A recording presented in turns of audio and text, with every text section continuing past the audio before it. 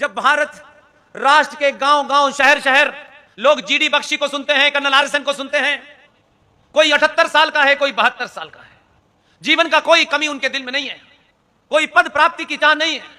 अगर वो टेलीविजन पे बैठ करके भी इस्लामिक जिहादियों को तर्कों से तथ्यों से डिमोलिश करते हैं और रात के 2-2 बजे भाषण भी दे सकते हैं, तो फिर क्या इस देश में पुरुषार्थियों की कमी है क्या?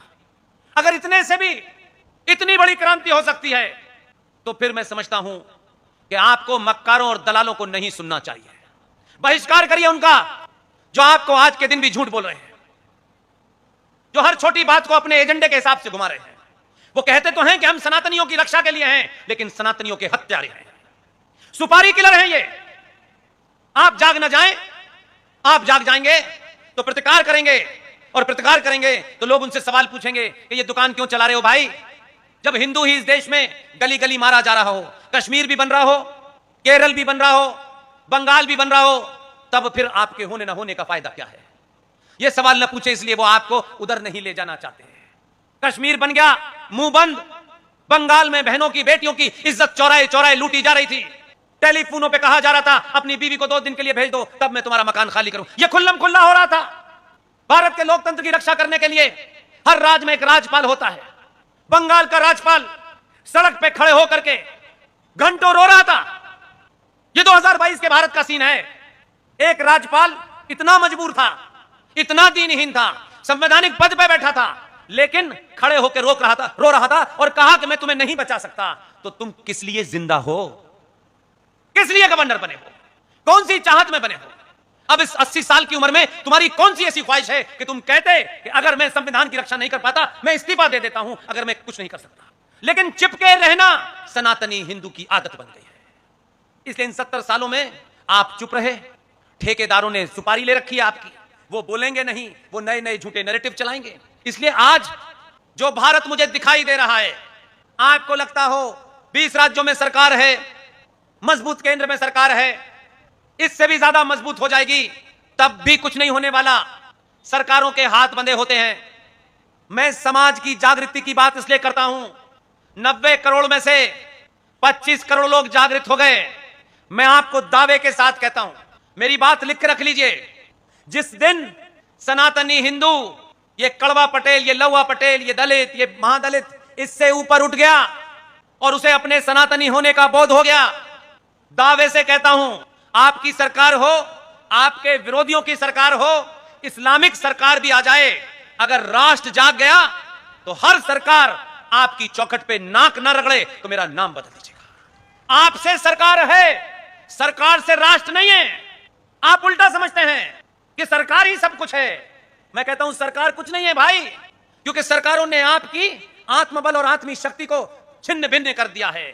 इसलिए दलित तक तो हम समझते थे कि ये दलित है, लेकिन बिहार में एक नया काम चला है, ये महादलित है। अब भाई दलित और महादलित के बीच में कौन सा मीटर है जिससे आपने इसे महादलित कहा और इसे दलित कहा? दूसरों में कहने की हिम्मत नहीं हुई, हमारे अंदर हुई, क्योंकि हम पहले से उसके लिए तैयार हैं। इसलिए एक आज मौका है आपके हाथ में। इसलिए कह रहा हूं कि ये जो ऐतिहासिक घटना है, ये जो समय है, ये कालखंड है, इसका एक एक लम्हा हजारों हजारों साल के बराबर है।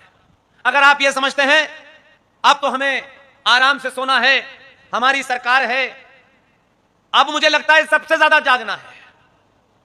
इसलिए एक कानून बना है पूरे देश में।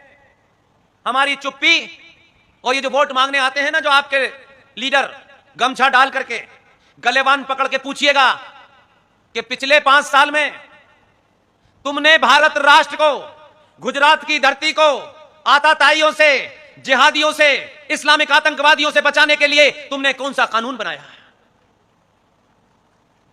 पूछिएगा। इसलिए मैं आपसे 2 चीजों में मदद चाहता हूं, और यह मदद मैं अपने लिए नहीं चाहता। मेरे पास न आगा है न पीछा है। मेरे जीवन का एक ही लक्ष्य है, 25 करोड़ सनातनी जाग जाएं बस, और नहीं जागे तो जब तक अंतिम सांस है ये करता रहूंगा। एक कानून है प्लेसेस ऑफ वर्शिप एक्ट 1991, 90% लोगों ने इस देश में सुना नहीं। शत्रु कानून भी बनवा गया। शत्रु ने कभी यह कोशिश नहीं की कि पार्लियामेंट में 300 मुसलमान जीतेंगे तब हमारा राजा बनेगा और तब हम कानून बनाएंगे। जो लोग अपने बाजुओं पे यकीन रखते हैं और अपनी लड़ाई लड़ते हैं, वो 300 MP ला करके सरकार बनाने का इंतजाम नहीं करते। वो उठे, उन्होंने आपके बीच में जो फॉल्ट लाइन है, कहीं जाति की है, कहीं ऊपर की है, कहीं नीचे की है, उस फॉल्ट लाइन का इस्तेमाल किया और 1991 में पीवी नरसिम्हा राव के ऊपर दबाव बनाया और दबाव बना करके हल्ला नहीं मचाया।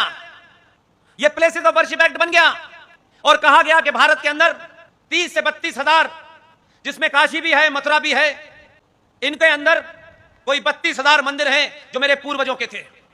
कहा गया कि किसी आताताई ने उसको तोड़ करके कहीं मस्जिद बनाई, कहीं मंदिर के ऊपर गुम्बद बनाई, कहीं बाबा विश्वनाथ को के ऊपर ज्ञान व्यापी बना दी।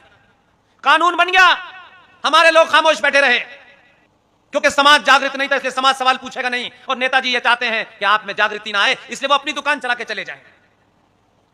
जिहादियों ने अपनी ताकत के चलते 30 से 32 हजार अनादिकाल से ऐसे मंदिर जिनका आर्किटेक्चर दुनिया में कहीं मिलता नहीं है, जिन पर रिसर्च हो सकती है सालों कि कैसे किसी चट्टान के अंदर एक मंदिर बन जाता है, कैसे वो नक्काशी होती है। आज भी दुनिया इतनी विकसित हो गई, लेकिन हमारे हजारों साल के पुराने मंदिर के आर्किटेक्चर को आज भी नहीं बना सकती।